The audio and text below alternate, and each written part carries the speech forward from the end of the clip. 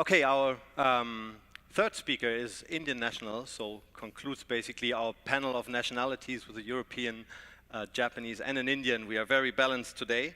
Shukla Bose had a corporate career that made her the managing director of a group of resorts from the Oberoi Group, which everyone knows is one of the most prestigious hotel groups in India.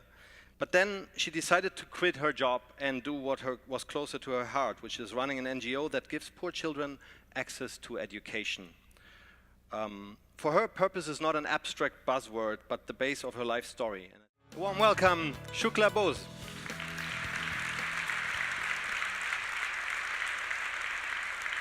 Thank you so much for coming, Shukla, please.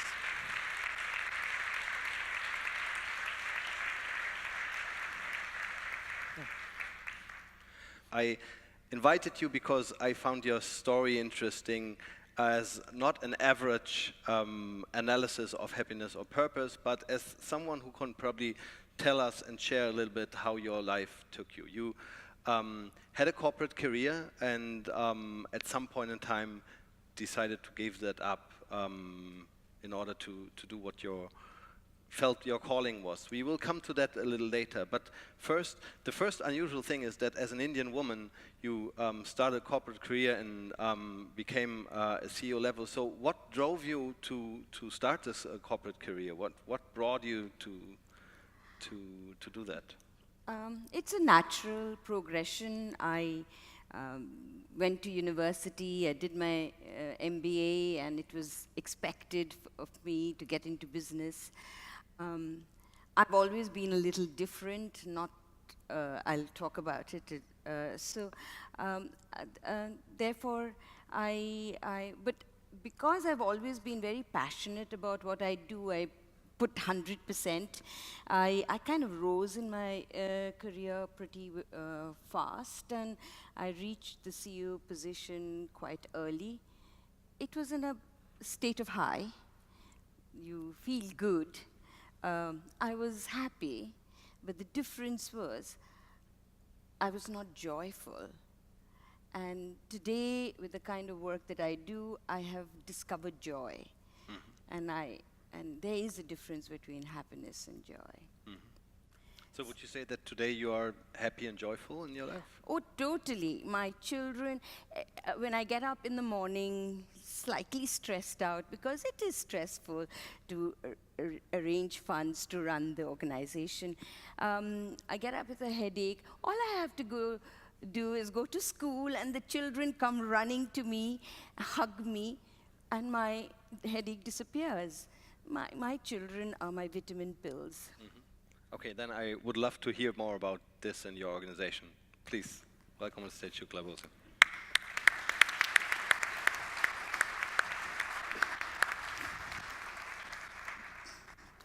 Good evening. I'm extremely honored and humbled to be invited to speak to you today.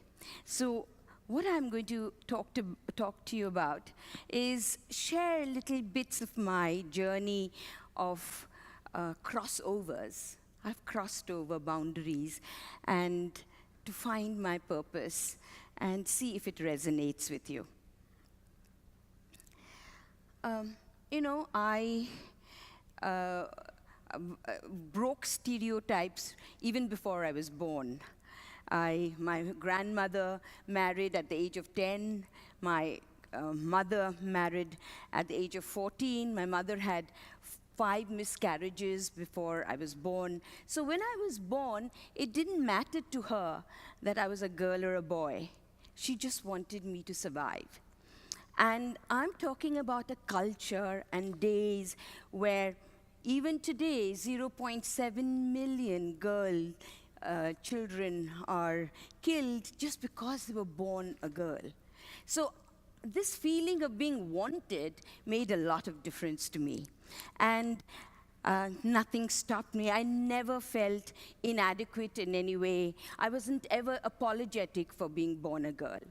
And that continued. Here is a very, very faded photograph, it shows my age, that of my father. He would take me to work every day before he dropped me to school because he was so proud of me.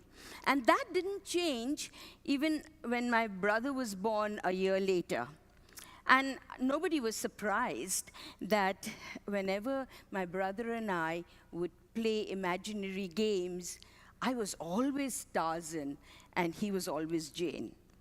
So I was the only girl in my MBA class. I became a CEO fairly young, and I was one of those very few Indian women CEOs at that time.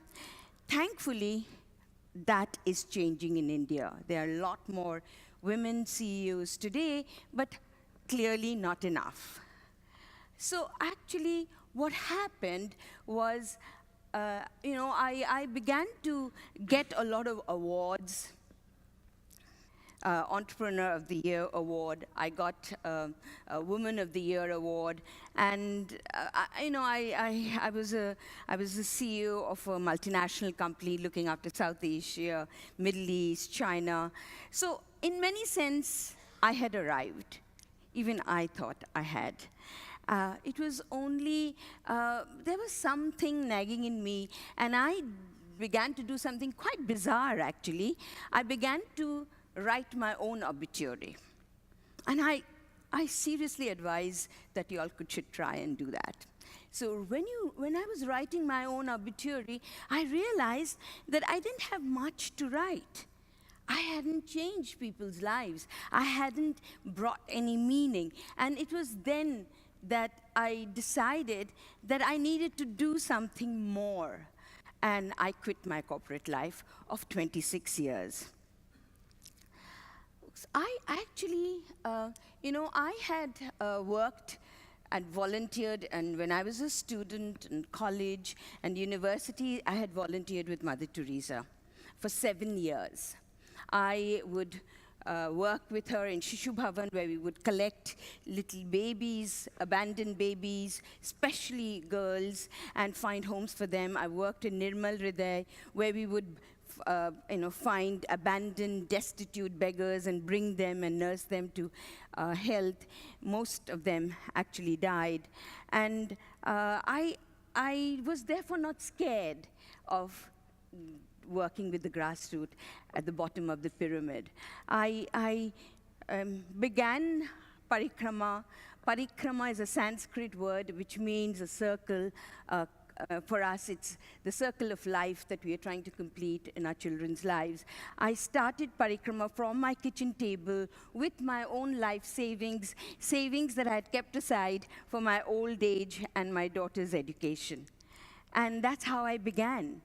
And while I was looking around, of trying to, find myself, discover what I wanted to do, I realized that there's a difference between feeling powerful and being empowered. Many of us get caught into what others think of us, and real empowerment is when you're able to shift the energy from the physical to the insightful. Powerful is being confined to yourself. Empowered is the ability to influence others. I also realized that, money can buy joy, buy you a bed but not sleep, a house but not a home, and a companion but not a friend. This kind of understanding actually was a huge shift for me, because earlier I would drive a Mercedes car. I had to give that up, and I bought a small Indian car. Many of my friends who would, invite me for parties those days would feel sorry for me and say, you can borrow a car anytime. And I would say, hang on, the kind of work that I'm doing, even this little car will not enter the little lanes. I need a bicycle. And that's the change. What I realized that what I would spend on a pair of shoes can take care of a family of 5 for one whole year. That's gross misjustice. That's social inequity that needed something, we needed to do something about it. I felt, enough of talking about it. I needed to get my hands dirty. I needed to do myself. When I worked with Mother Teresa, there were a couple of things that I really learned from her. Many a times in interviews I've been asked, who was the best employer that you worked for? I always say Mother Teresa. Although she never employed me, I volunteered with her. But which CEO can have such dedicated workforce working for nothing? Which CEO can open 137 branches within 3 years all across the world and not have to pay anything, not have a business plan, but just a calling of the heart? And she would say, if you can't do great things, this is related to what you've just said, Ken, if you can't do great things, do little things with great love. If you can't do them with great love, do it with little love. If you can't do them with little love, do them anyway, because love grows when people serve. So having looked around all this, I decided enough. I quit my corporate career. I started Parikrama with just 165 children on a rooftop in midst of the slum, with 11 staff members. The 165 children are now grown up to 2,000. And this is against, in backdrop, where there are 21 million children out of school, 17 million children not in child labor. By 2020, it is projected that about 160 million students will be looking for jobs, but 84% will be unemployable. That is the statistics that come out from the Ministry of Human Resources. And that is because the government system of education is not working, where there's 69% dropout by grade 8 and 39% dropout by grade 10. Against this backdrop, just 165 children was nothing, but that's how I began. And I'm very proud to say that of the 11 staff members that I began with, 10 are still with me. 15 years. They work because they believe in the cause. So now I have 4 schools and a junior college, 2,000 children from 100 slums. I have 96% attendance, which is the highest in the country. Less than 1% dropout, which is the lowest in the country. 90% of my children are going to universities.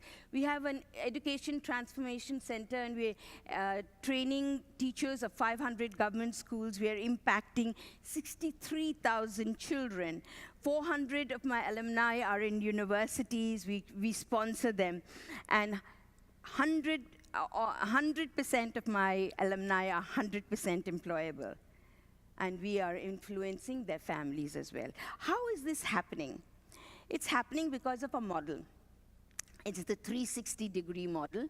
We say, how can children do well in studies if they are hungry? So we give them breakfast, we give them lunch, we give them a glass of malt and snacks. 88% of the calorie requirement is in the school itself, and we take care of their health. 98% of my fathers are alcoholics. 92% of my children have someone in their family in jail. So we're not talking about just poverty, we're talking about dysfunctionality. And with these children, what are we doing? We are creating new world citizens. So my appeal to you, this hall, men and women of character, there is a purpose in life. The purpose of life is to be happy. The purpose of life is to make others happy. The purpose of life is to create a happy world. Thank you so much.